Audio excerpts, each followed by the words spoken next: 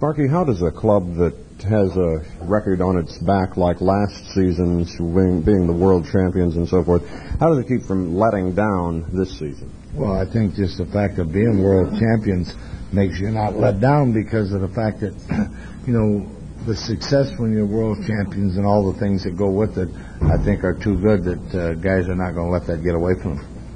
With the shorter spring training season than usual, what is this going to do to the club? How does it affect it, if it affects it at all? Well, it pressures you, no question about that, but I don't think it's going to have a great effect on us, no greater than anybody else. I think it'll probably take us a little while to get our timing and take a little while into the season before we're real sharp, but I think everybody's going to be in the same position, so it actually evens everything out. One of the things that has plagued the Reds sometimes in past years has been injuries to the pitching staff. What do you see in the future for that this year? How do you see some of the guys who have had to do a little recuperating over the winter coming back, Gullett and Nolan particularly? Well, Nolan didn't have any arm trouble all last year, which was great. He had great recovery, and he seems much stronger. He worked all winter on exercises, which strengthened everything up. I think Gary's going to be fine without any problem. Don, of course, had a busted thumb. It was just one of those unfortunate things, but Don takes a little longer anyway to get ready. He might be a little later coming around, but I'm hoping not too long. As far as everybody else, everybody seems to be sound. We've had little unfortunate things happen to us over the past few years where have been unusual, but I think now we've just got about everything straightened out. How about the rest of the pitching staff? Well, we're young, and that's our problem. We're a very young club, and it seems like each year we're adding one or two young pitchers, and we have a problem all the time working with young guys. And my pitching coach, that's the hardest job on the club because he has to continue to bring young kids along, and I think he's done a tremendous job.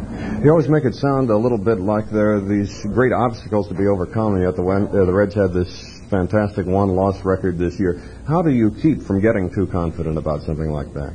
Well, we have good material. First of all, we have some horses, and I call good ball players good horses, and they're thoroughbreds, and I think that when we have a problem and we have to overcome it, I think our big people can reach down and give a little more. I think that sometimes when we're going along fine, everybody's going along fine is one thing, but then when we get in a little trouble, our big guys reach down and dig for a little extra for a while until we get out of that hole. A lot of Cincinnati's trades this year had to do with strengthening the bench rather than looking for guys to fit into starting positions. I was wondering how many times in your managing career in the past you've been in a situation like that. Well, we've never had a great bench. I'm not knocking our bench, but for a club that's been as good as our club in the past 6 years, our bench has never equaled what our reputation was. I think now, with Bailey and Lum and Dreesen, especially those three on our bench, we can rate with just about anybody. I don't think anybody can put any three better people on the bench than we have. How well set would you say your starting lineup is going, say, about the middle of spring training or so? We're set 100%. We'll use Foster, Geronimo, Griffey in the outfield, and Rose, Concepcion, Morgan, Perez, and bench. And that is our team, and basically that is our main core of our club, and I call it the Big Tent. Those are the guys that have to produce, but yet now we have some people, in case we do have an injury, that we can fill in with and more than adequately do it. As you look over your shoulder, who do you see kind of running at your heels this year? I see the Dodgers not running at our heels. Possibly we might run at theirs. They got a good ball club, and I think that we know that, and the guys realize that it's not going to be a thing that we're world champions and that's it. We will open the season, and I think that this year, I don't think we'll let the Dodgers get out in front like we have in the past. There's some folks who say that losing Messersmith may do quite a bit to dampen their chances. What do you think about that? Well, it's going to hurt it. I wouldn't deny that. I know myself that if they lose Messerschmitt, I would not have as deeply concerned for them as I would with Messerschmitt. Because let's face it, you lose a man of his caliber, there's no way that they can come up with a young pitcher, sure, but they cannot fill that vacancy. A little early to ask you to be a prophet, but if this was about the middle of September and the Reds were in first in the National League West, who would you guess, if it was the same as it is right now, you might see in the National League East or in the American League? Well, if I was going to guess, I'd choose between Pittsburgh and Philadelphia in the East, and that's just my guess. And if I was going in the American League, I'll be honest, I would guess between the Yankees and Boston. I just got a feeling the Yankees are going to bounce back very strong this year. They're healthy, and we played them once. They look like a real fine ball club over there. And, In the other division, I tell you, Kansas City to me, I think is going to be the club to win the West. Thank you very much. One of the things when you read about the Cincinnati Ball Club is that you read that the really big names on the club, like yourself, make the new guys feel at home. They try and help them get along when they're coming in, trying to win a spot on the club or whatever. How do you keep all of the awards and the money and everything else from giving you the big head and keep you to where you can talk to new guys without giving them a hard time? Well, I think it probably started when I first came up because I was treated well, and I know what it means to be accepted. And I think these young guys have a lot of talent. Some of them will be in the same position that we're in some of these days, and as a result, it doesn't matter. We only can work as a team, 25 guys working together and getting along together. We realize this, and having so many stars on the ball club makes it kind of even things out, and we know that eventually it's going to work in our behalf if everybody gets along. There's some people who say that being in pro sports today, especially in the superstar category, is more like being in the entertainment business than anything else. Its image is very important. There are others who say that an athlete only owes the fans a good performance, his best on the field. How do you feel about it? Well, I think it's up to the individual.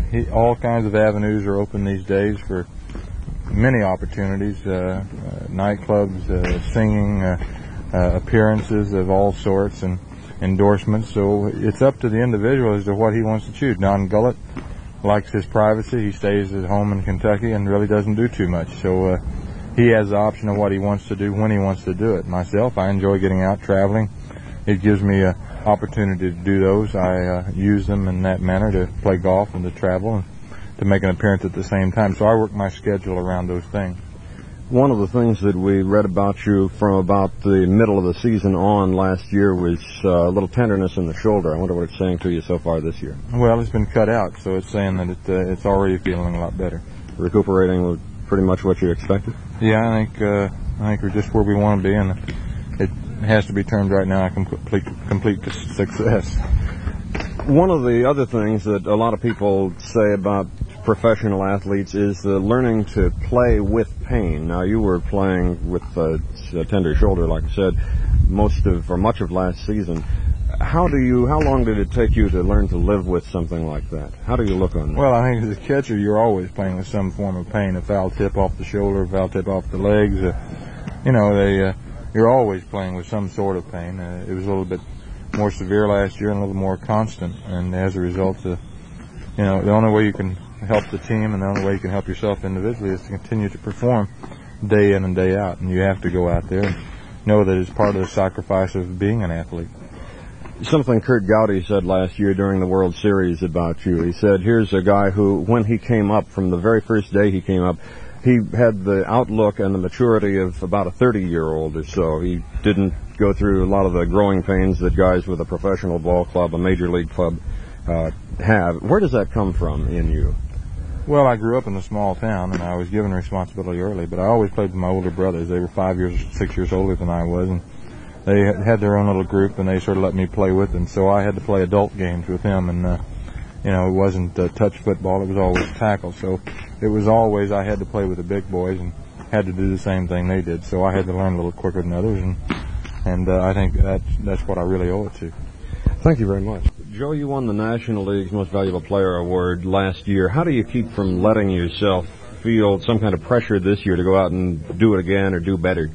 Well, I usually play baseball with the attitude, I don't remember what I did yesterday, but what am I going to do today? So last year's in the books. I won the Most Valuable Player. I had a nice season, and it was great, but that's not going to do me any good this year. I got to start all over again this year, and that's what I'm working at. I'm starting like it's a brand new season, like it is, and I haven't thought about the fact that I won the Most Valuable Player award. I did last winter, and I loved it all winter. I thought about it, but now it's a new season. I got to go to work again. Do you have any particular personal goals for the 76 season? Do you work that way, setting a certain number of steals, of hits, of RBIs? No, normally I don't, but for the first time I think I have. Normally I just go out and say I want to have a better season than I did last year. This year I'm going out with the idea of trying to improve in two categories. My 17 home runs, I want to improve those to over 20, and my 94 RBIs, I want to improve those to over 100. So those are really the only two goals statistically, that I set for myself. How much difference do you think the late start in spring training is going to make to you and to the Reds as a club this year? Well, I think it's going to affect everyone. A lot of people say it won't, but I think it will. It's not going to affect us to the point where we're not ever going to get in shape or anything like that. But I have to admit that right now I'm not at the same point that I usually am with like 10 days before the season starts or something like that. Usually at 10 days before the season I'm almost there, and right now I still have a ways to go. Does that mean you have to work more on your own, or does it mean just that you get a little bit later start once the season gets underway? Well, it means that not working on your own is not going to help you that much. What it does mean is I can't work on some finer points that I wanted to work on. I can't work on practicing bunting for hours in the cage like I would like to. I can't work on catching ground balls for an hour, that I would like to. When in your life did you probably think you first wanted to get into baseball as a career, as a lifetime thing? Well, I wanted to play baseball as far as I can remember. I can't remember when I was in a cradle, but as soon as I got out, I'm sure I wanted to play baseball. As far back as I can remember, I've always wanted to be a Major League Baseball player, and, nothing else really mattered. I never had my ideas set on doing anything other than this. Now, you've been in the majors several years. Has it turned out the way you thought it would when you first were that young and were thinking about what it might be like? Well, to be honest with you, it's turned out better than I thought it would. When I started out, I wanted to be a good Major League Baseball player for a long time, and I think I've succeeded in that. In fact, I've exceeded my own expectations of what I could do on the field and things like that. I didn't ever think of winning the Most Valuable Player award or anything like that. I just felt like I wanted to be a good player and stay here for a long time. The black person in sports today, everybody will say, well, sure, things have gotten better since Jackie Robinson, but what about since you've been in the majors? Have you seen a change in the attitudes and so forth? Baseball is like our country. It's improving all the time, and there's still a ways to go, but everything's just like our country. Everything is improved, but there's still some left room for improvement. But I am pleased myself personally with some of the steps that have been taken in baseball, as far as like the black manager, and there are a lot more black coaches and stuff like that, and I think they've proven that they can do the job, which I knew all the time. But it's like I say, it's like our country. It's a gradual change, and it's going to take a while, but it is improving. Talking about black managers, you have said that you would not particularly want to manage once you decide to hang it up as a player. Well, that's true. I love baseball, and it's not that I wouldn't want to stay in baseball. It's just the fact that I have 2 little daughters and a wife, and I would like to be able to spend more time with my family and help to raise my daughters like they should be.